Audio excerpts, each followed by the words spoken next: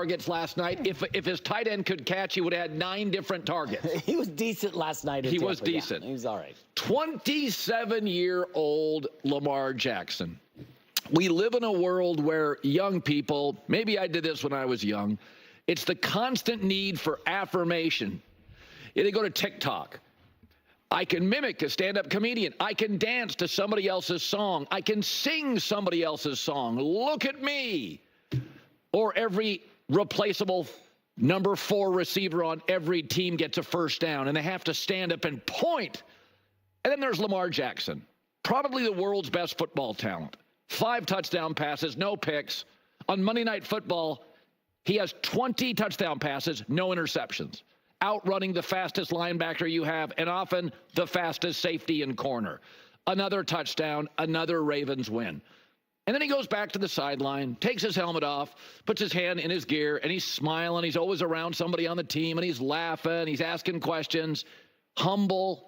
Not seeking affirmation, not seeking validation. That's the thing. When you're really successful, it's really, really hard and takes you ever to be successful. And he's been doubted and criticized, and he's lost big games. He's just the nicest kid in the world. I don't know how you don't like him. The truly great don't need to constantly, incessantly validate their performance. I mean, Mahomes this weekend against the Niners runs over a player in the end zone for a touchdown. After the game, he jokes about his dad bod. He said, yeah, I just got the best that time. My dad bod. I love that. Shoot that into my veins. When Mahomes went to the end zone, he literally tried to like flex and look down at the guys. So he literally did the opposite of what he's praising Lamar Jackson for. So I don't understand. Lamar Jackson, one of the great Monday Night Football performances of all time. A dominant play. I mean, it's just insane to me. 5 touchdowns, no picks. You get all the upside. You get none of the downside. He's just smiling on the sidelines, humble kid. You know, the NBA season starts tonight, and you'll see these guys with the too small gesture. And it's like, bro, you're an off guard. You sometimes come off the bench. There'll be 240 points scored in tonight's game. LeBron's been in 10 finals. Save the gesture. It's just another basket. It just doesn't matter. The guys doing the too small so often come up too small in the playoffs.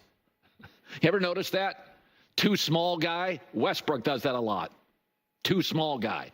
And that's why Lamar Jackson is such a perfect player. And that's why he should be the soul of a franchise. Same with Mahomes. He cares about the right stuff. The next win. The next big play. The next divisional rival. It is all windshield. It's no rear view mirror.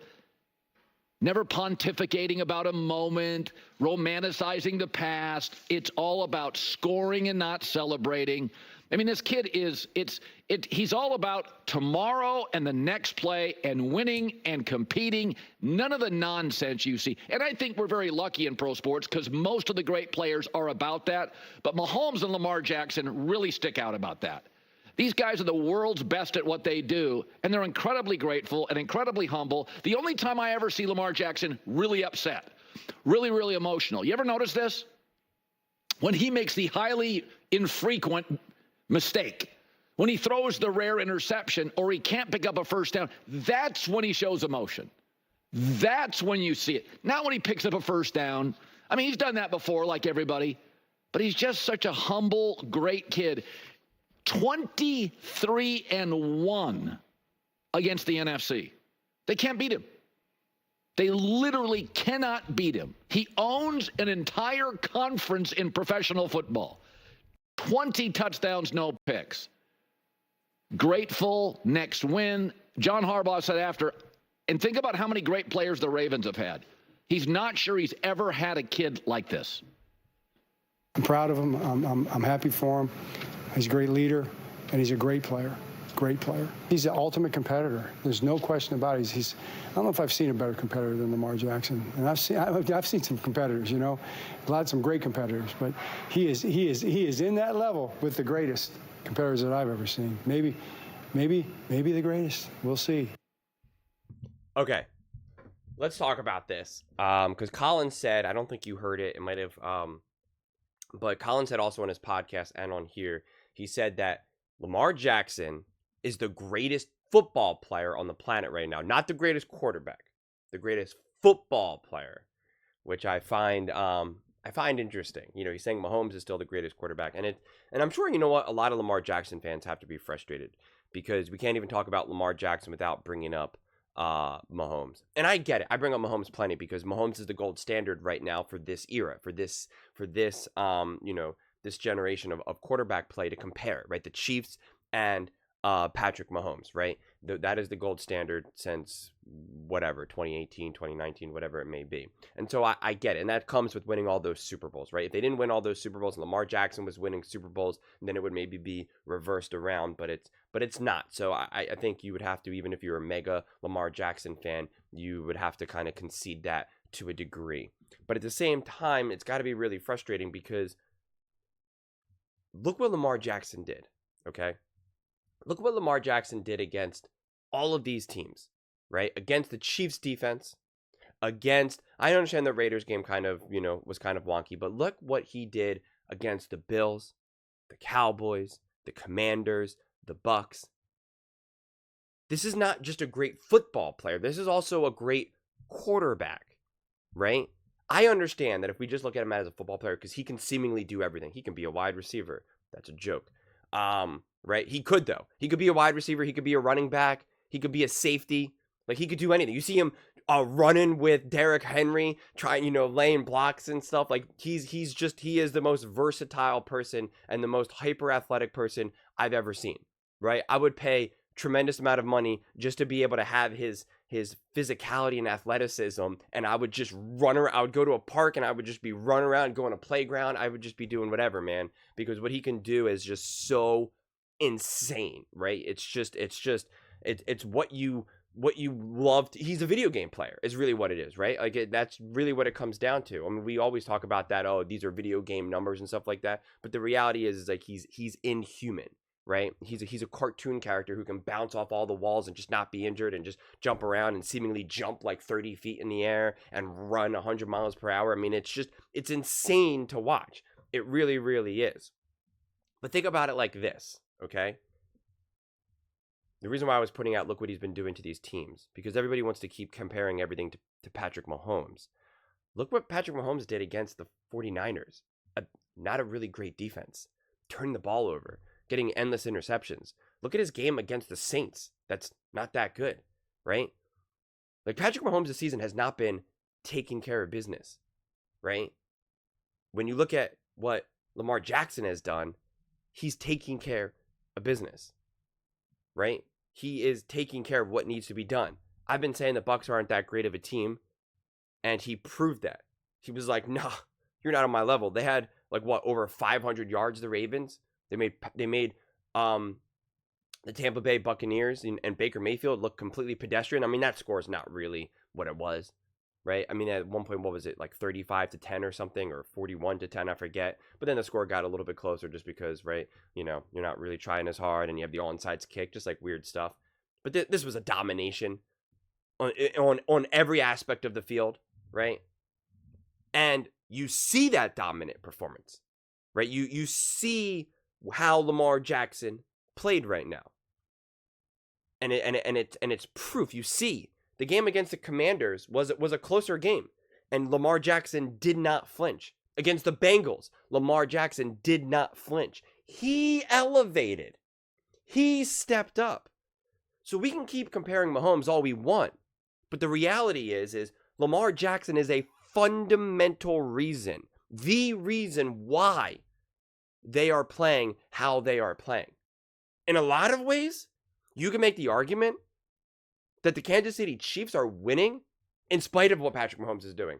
Yeah, he comes up big in certain key moments, but he's also playing awful in many, many, many moments as well.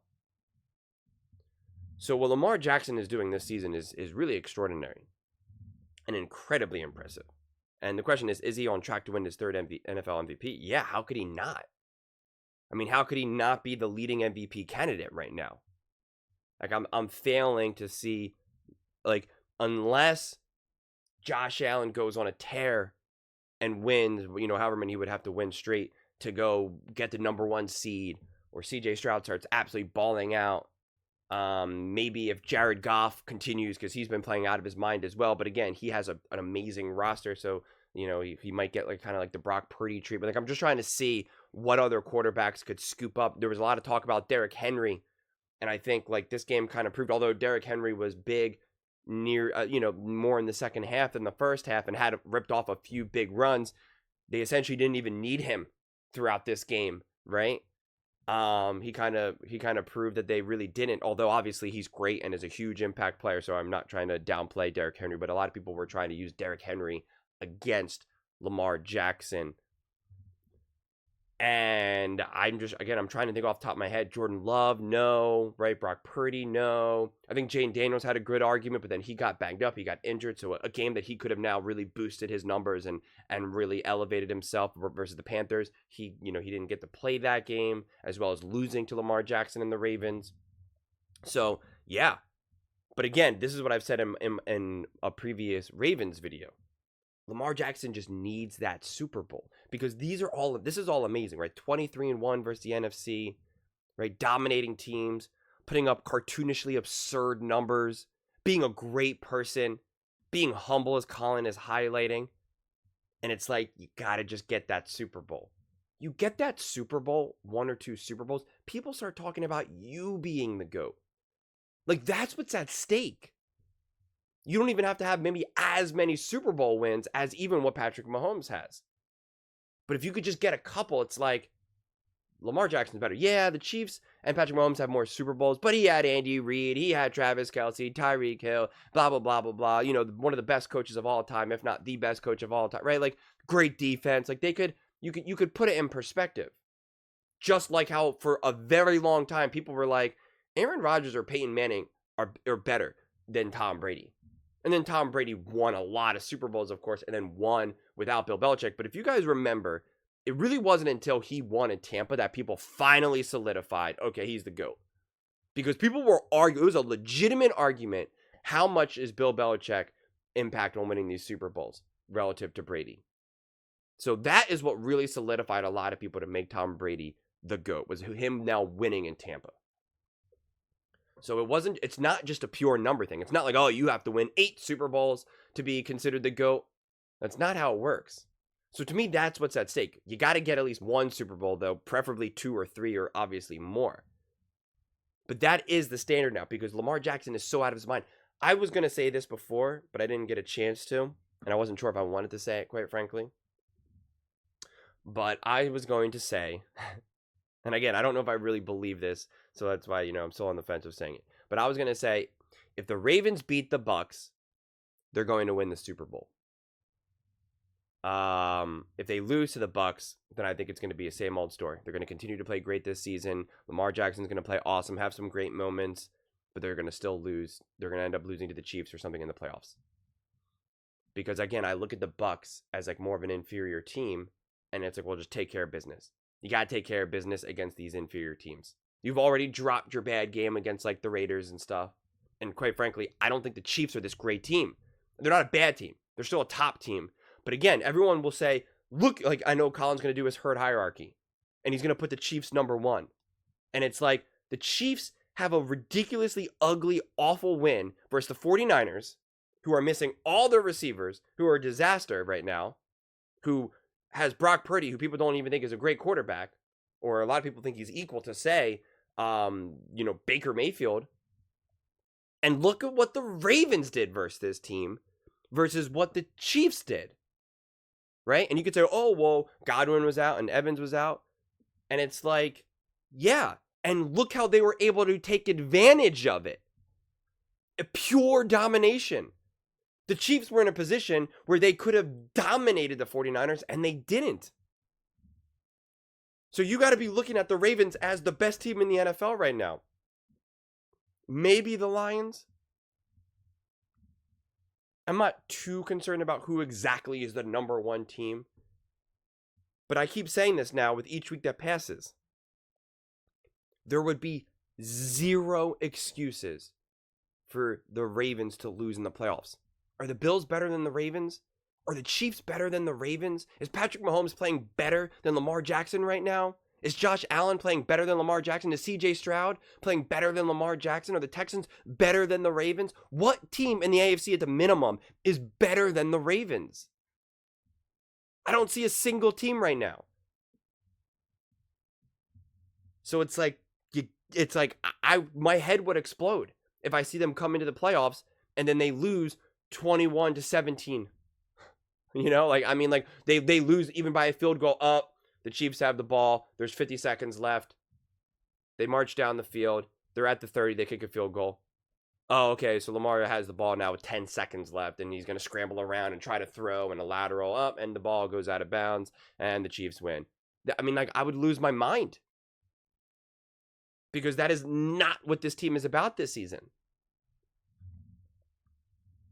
So that, I feel like there's so much at stake. There's an entire legacy at stake this season right now because of what Lamar is doing. He's proving to be at the top of the top of the top. So I really hope the Ravens can get this done, and Lamar Jackson, because they are taking care of business. Lamar Jackson continues to prove that he is a bona fide all-time great, whether you want to call him a quarterback, football player, doesn't even matter, honestly, to me at this point. Greatness is greatness. And yeah, just the Ravens got to take care of business. It's just when you see these games, when you see how the season's unfolding, when you're looking around at the other teams, for them not to come out of the AFC and get to the Super Bowl, and they're 23-1. I don't know if they face how many other NFC teams they face this season. But I mean, it's just like they kind of joked about it. Troy Aikman was like, man, all he does is have to just get to a Super Bowl, and it's pretty much a wrap, right? Because of what he does to the NFC, you know, what the Ravens and Lamar does to the NFC. It's a wrap, you know? So, this was another game. And again, I don't want to act like the Bucs are this great team, because I've consistently said I think that they're kind of a, you know, they're a good team. They're a feisty team. They're definitely a feisty team. They're not a trash team. But when you see a team like this, and the Ravens take care of business, when you look at around the league and see how some of these other teams are playing and see how that they're playing some of their teams that are not as good as them, you can see that the Ravens were 100% in control of this game, whereas, say, the Chiefs versus the 49ers were not, right? The Packers versus the Texans, that could have been a coin flip of who was going to win that game, right? So there's a lot at stake for the Ravens. They just got to keep on keeping on, and maybe make a couple aggressive trades going into the trade deadline to just really solidify themselves as a truly bona fide, undeniable top team in the NFL. But those are just my thoughts. I'd absolutely love to hear yours. What do you guys all think about the Baltimore Ravens and Lamar Jackson? Let me know in the comments below. I read every single comment, so whether you agree with me or disagree with me, either way, let's get in some discussions, let's get in some fights, but ultimately, let's just have some fun. And please do consider subscribing. We're building an amazing community here, and I'd absolutely love to see you part of it. I want to build something that we all genuinely feel connected to, something that we're really excited to be part of. I think we're on our way to doing it. Please don't forget to give this video a thumbs up, as it really does help the visibility and the algorithm. Thank you so much, and see you next time.